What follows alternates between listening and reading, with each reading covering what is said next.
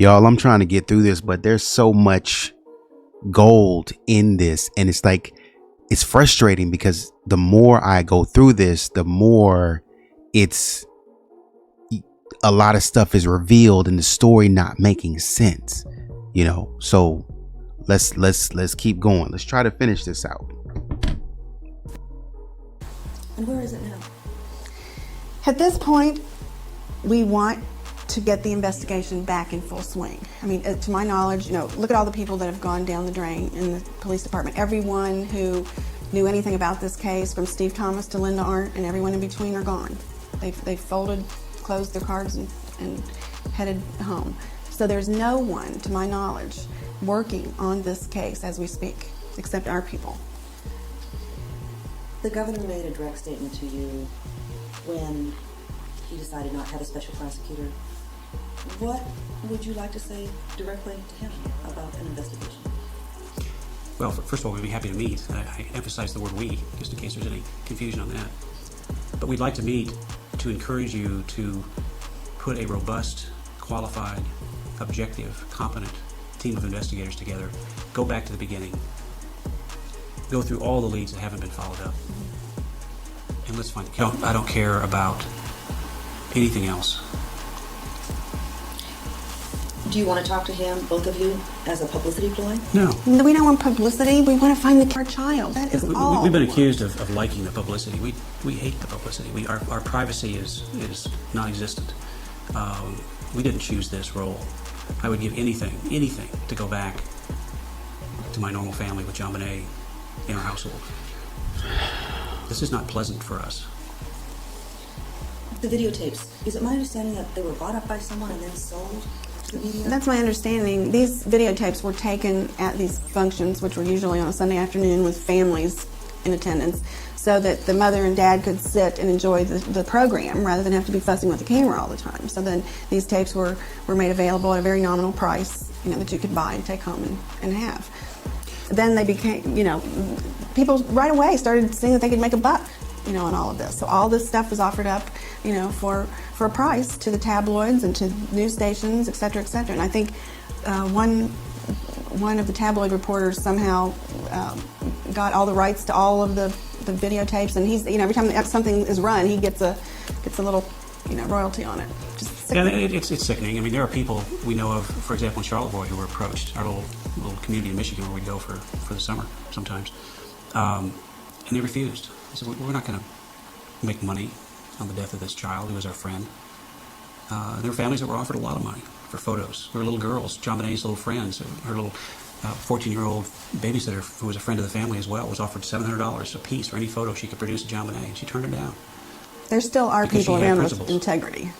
But there are people that don't have any integrity, and sadly, we were around some of those, I guess. Mrs. Ramsey, when was the last time you saw your daughter alive? When I tucked her into bed, 25th of December. And what did she say? She was asleep. That's right, she was asleep. Sound asleep. Mr. Ramsey? The same. I want to carry her upstairs and lay her in bed. Knowing what you know now,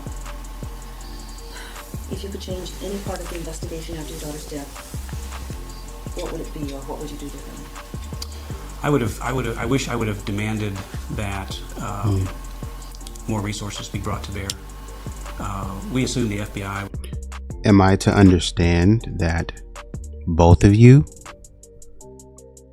because I thought it was one, am I to understand that both of you went in and tucked John Bonet in bed together? You both carried her up and tucked her in the bed together? Are you telling me that as you walked upstairs, both attending to John Bonet, that Burke was following behind, all by his lonesome, not able to get the attention of being carried by both parents? Was involved. They weren't. They were refused involvement. We assumed that the police were doing everything they could to find the kid, and that wasn't being done. And if I will fault the Boulder Police for one thing, it's that they refused help in the beginning for people who knew what they were doing. We understand that there was a request made that morning for bloodhounds, and it was denied by someone. in the Boulder Police Department. I mean, that should have been done immediately. Are you aware Denver police offered assistance? Yes. And they were refused.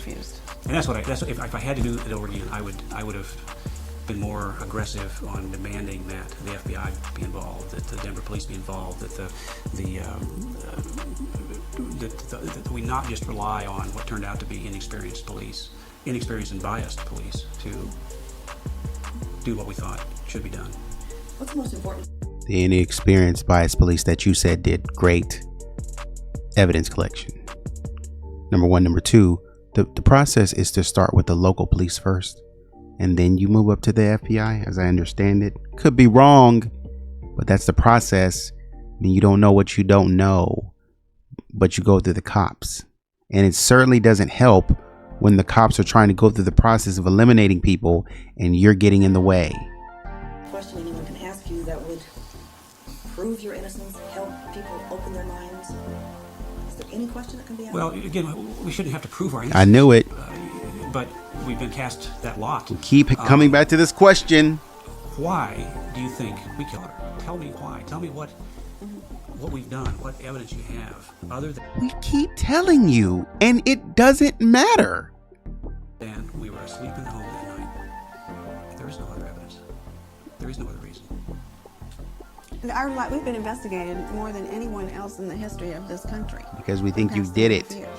They know everyone we've ever gone to school with, everything about us.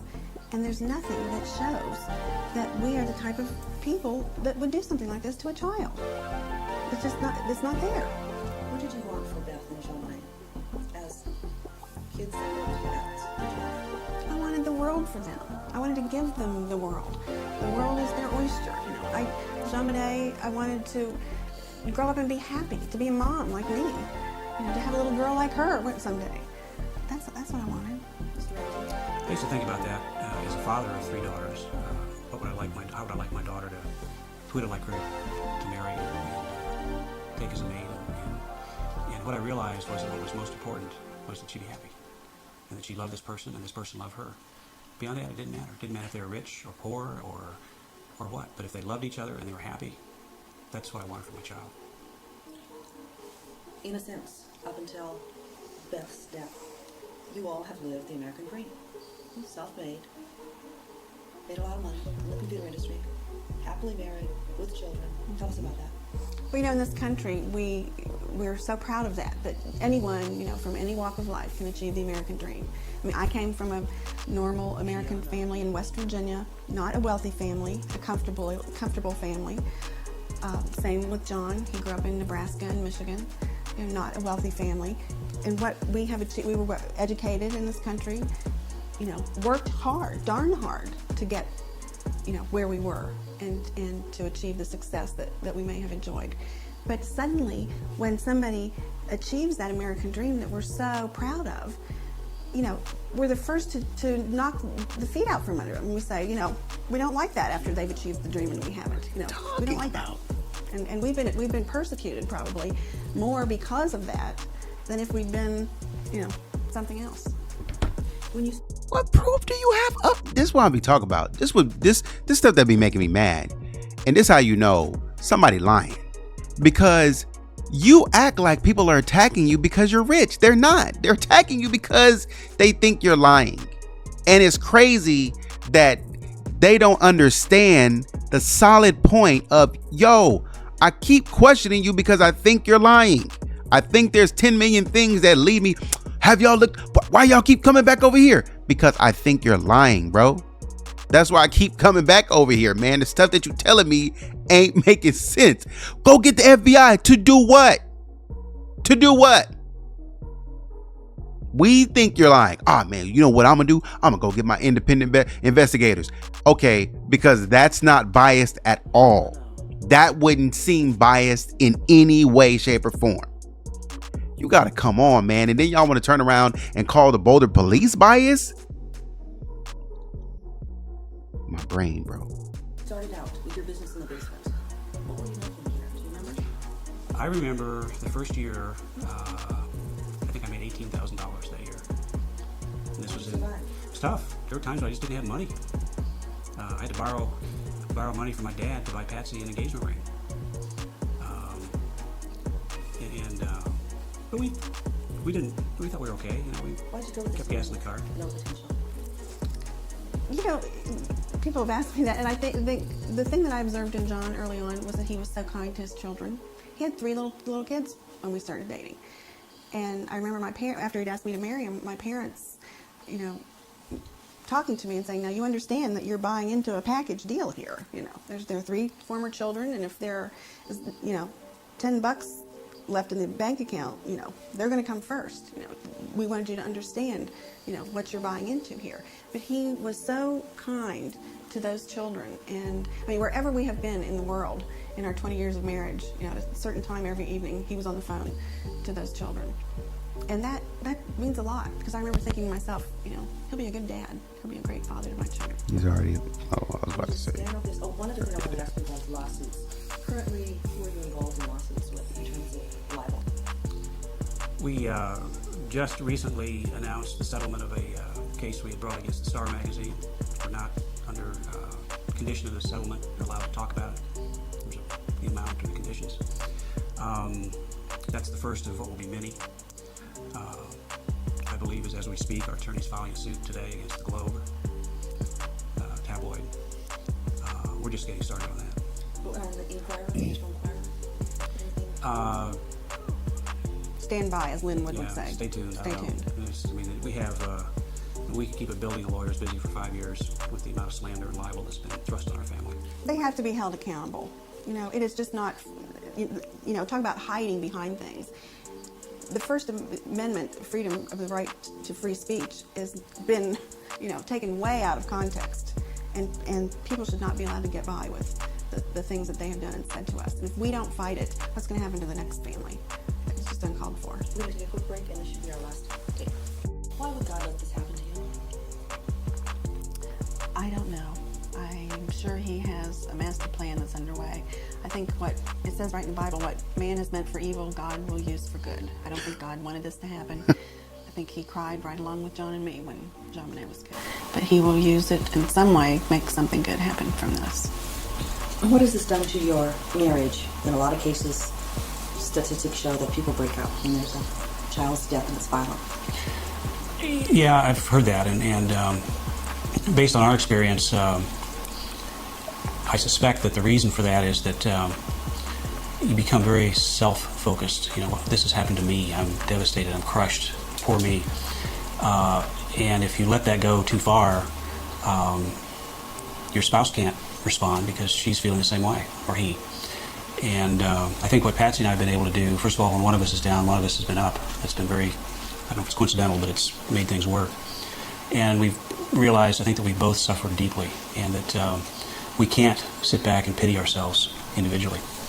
And I look at Patsy and I know how deeply she suffered and hurt, because I know I've done the same.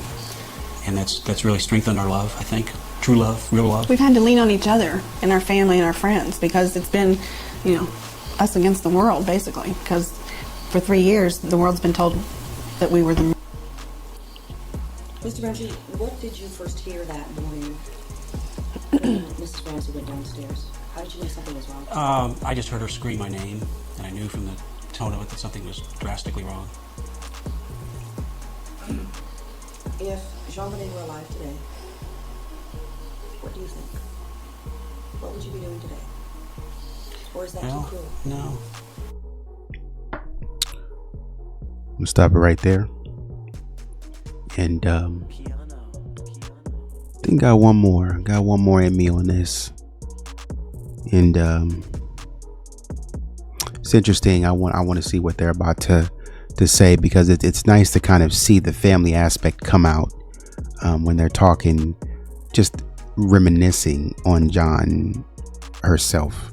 Aside from anything, it's good to see them kind of get to that point to where they're smiling about, you know, man, I love when she did this, or I love when she was this kind of person, and so on and so forth, because that's when I think the real genuine emotions come out.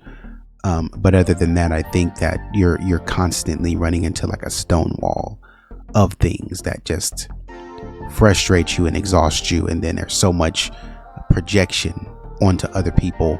You can tell by Patsy's face, she gets mad, and you know, how dare people come how dare people come against me and this, that, and the third. And it's like, yo, we're just trying to solve a case here, Patsy, and you got to let us in. So that's a video. Until next time, take it easy.